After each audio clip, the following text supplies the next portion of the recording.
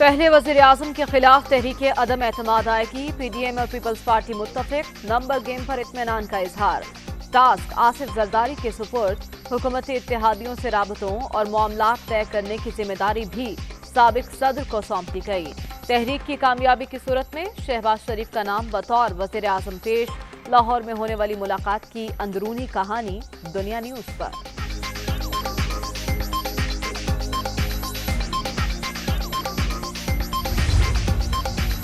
Opposition के हुकूमती इत्तेहादियों से भी राबते। मौलाना फजल रहमान की चौधरी शुजात और परवेज इलाही से मुलाकात, तमाम वादे पूरे करने की यकीन दहानी। चौधरी बरादरान ने हतमी फैसले के लिए 2 रोज का वक्त मांग लिया।